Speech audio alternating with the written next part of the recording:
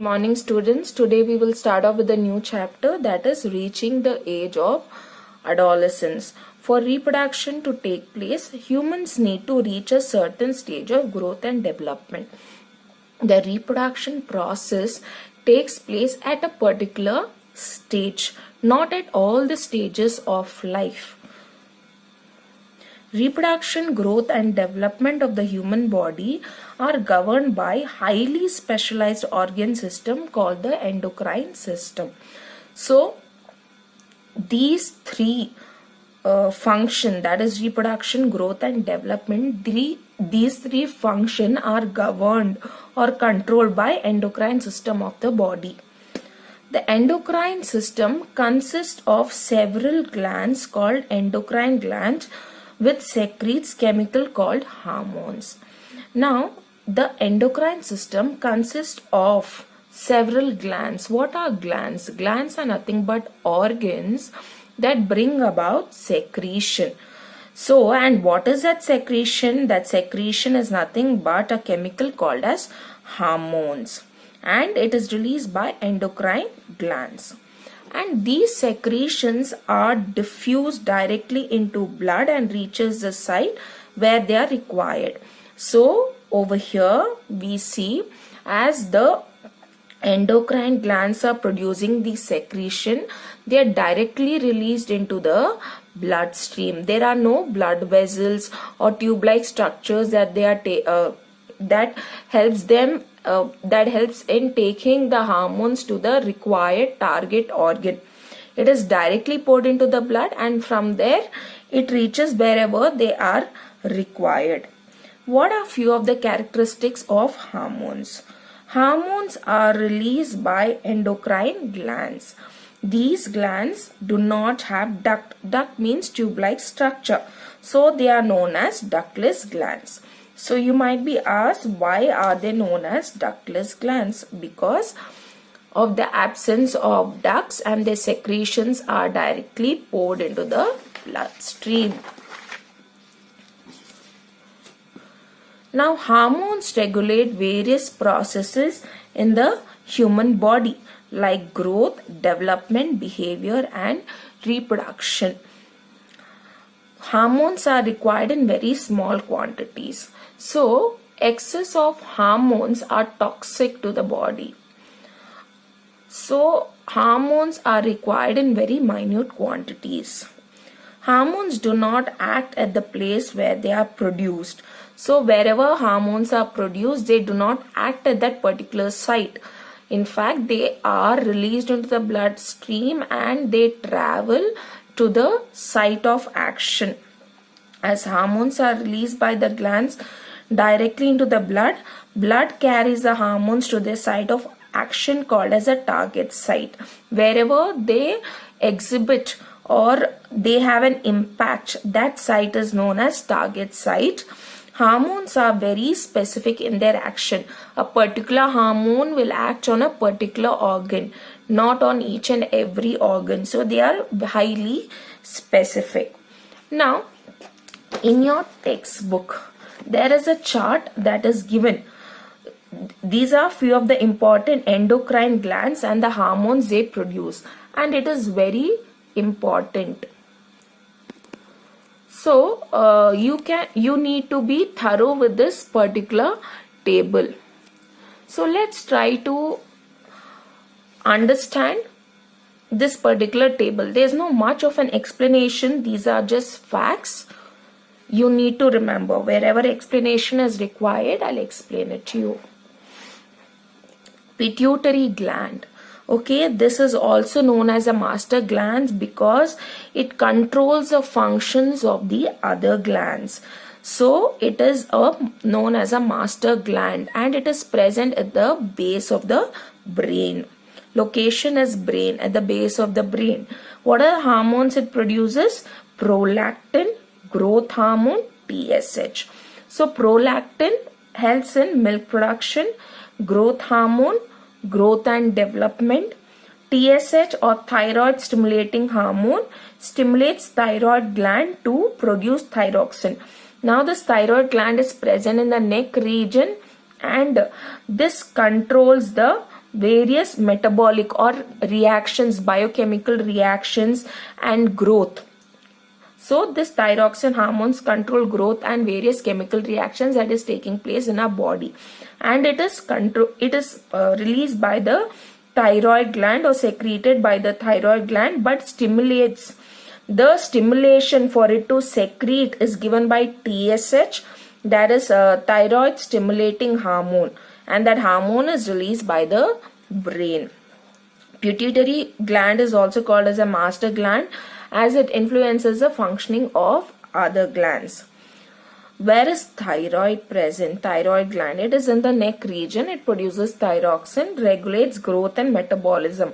When I say metabolism, it is nothing but the biochemical reactions that is taking place in the body. Now, decreased production of thyroxine by thyroid gland by deficiency of iodine results in the condition called as goiter. Goiter, there is swelling of neck. Okay, so deficiency of iodine in the diet leads to this particular condition. Next, moving on to adrenal gland. This is present right on top of the kidney, and it releases adrenaline hormone. It's also known as a fight and a flight hormone when we are faced with the emergency situation. Okay, so that time it prepares our body to face the situation, prepares the body to cope with stress, anxiety, anger, fear, etc. That's why it's known as a fight and a flight hormone. Pancreas, it is below the stomach. It secretes what is known as insulin. It regulates blood sugar level. We know what happens when blood sugar level is not regulated. If pancreas fail to produce insulin, it increases the glucose level increases, resulting in a condition called as diabetes. Next, ovary, females only, inside the lower abdominal cavity. There are two hormones, that is estrogen and progesterone. It controls the overproduction and other secondary sexual characteristics in females. Okay, the development of the hair, okay, in the armpit region, in the pubic region, development of the breast. So all this is controlled by these hormones. Testis or the males only, it is again present outside the abdominal cavity in scrotal sacs. Had explained to you when I was explaining about male and reproductive system, about the location.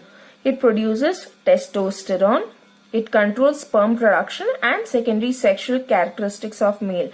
Again, here when I say secondary sexual characteristic, again formation of beard, and then there is a cracking of the voice. So all these are few of the characteristics, secondary sexual characteristics. So, and this particular table is very important. You need to go through it.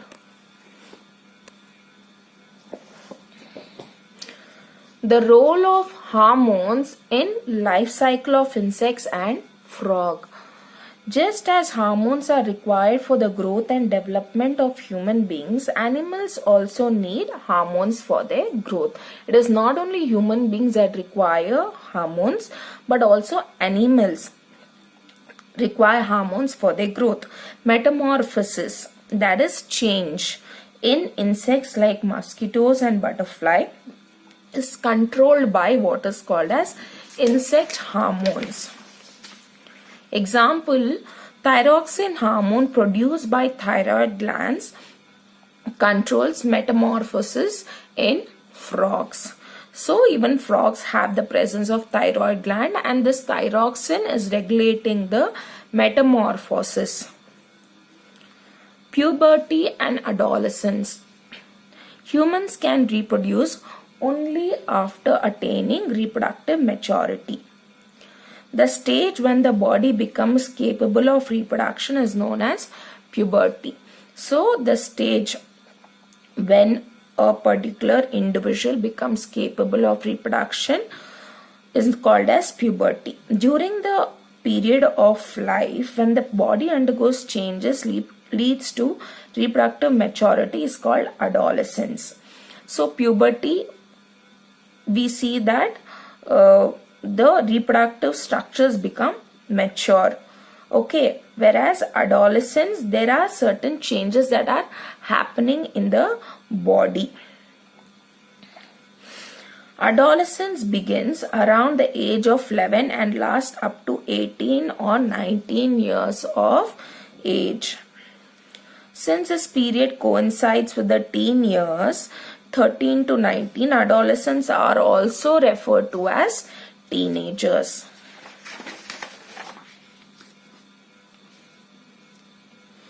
In girls, adolescence may begin a year or two earlier than in boys.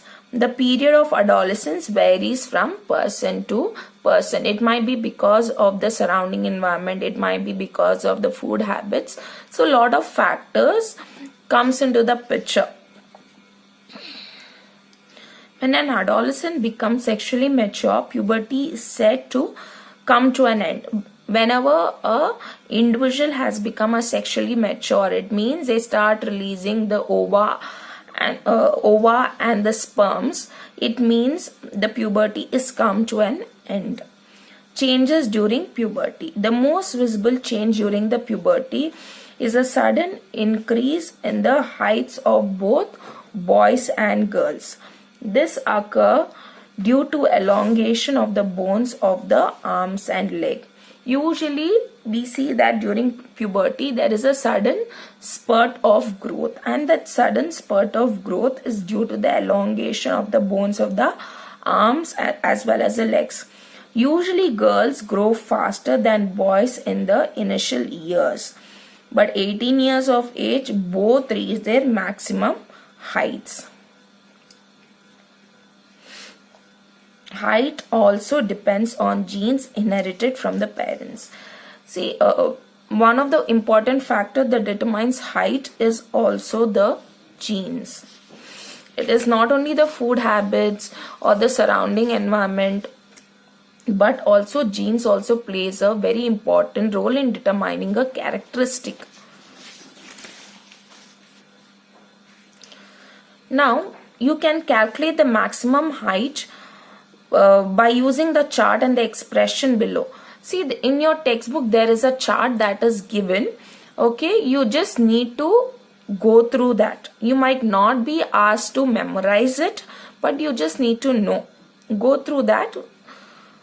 And this is a formula: present height, whatever is the present height of a particular individual in centimeter, divided by percent of full height at this age according to the chart. So for this value you need to refer to the chart into 100. So example, Amit is 10-year-old and is 130 centimeter tall. At the end of the growth period he is likely to be, we need to find out what is the height of the individual. We know they have given the age of an individual as well as the height. They are telling it is 130 centimeter tall. So at the end of the growth period, what is the what exactly will be the height of Amit? So 130, okay, that is a present height, divided by 78. This I have got it from the chart. Look into the chart for a 10 years old. Just see what will be the percent of full height, okay, into 100, and you will get this particular value. It is usually seen that girls grow faster than boys. For proper growth of the body, it is necessary to provide it with adequate nutrition. So a well-balanced diet is required for the proper growth and development of an individual. Second one, first was an increase in height. That was a change that was seen. Second is change in body shape. There are several changes that occur in both boys and girls at this age. It is during the adolescent years that the difference between boys and girls start to become more evident or more clear. Boys' shoulders become broader, muscles of the body grow prominently than in the girls. Chest becomes wider. These are few of the changes. Many more are there, but these are just few of the changes that is mentioned in the book. Girls, the region below the waist becomes wider, the breasts develop and there is an increase in size. Mammary glands develop inside the breast. Development of hair. Both boys and girls show hair growth in the armpit and in the pubic region. Pubic region is where the vagina and the penis is present. So that is the pubic region. So hair growth is seen. Hair growth also occurs in the arms and the legs. Boys show more growth of facial hair in the form of beard and mustaches. Such features which distinguish a female from a male are called secondary sexual characters. So for 1 mark you might be asked, what are the secondary sexual characteristics? These are the features which distinguish a female from a male. Change in voice. The voice box of the larynx begins to grow at puberty. It is larger in boys than in girls. The growing larynx in box can be seen as a protruding or overhanging part of the throat called Adam's apple. See, the throat region, usually in certain individual we see it's slightly big or protruding or hanging. It looks like as if an apple has got stuck over there. However, being small in size, the larynx is not visible in girls. That is why girls generally have high-pitched voice, whereas boys have a deep voice. Why is there a difference in voice? It is because of the voice box and its development, because of which there is a difference in voice.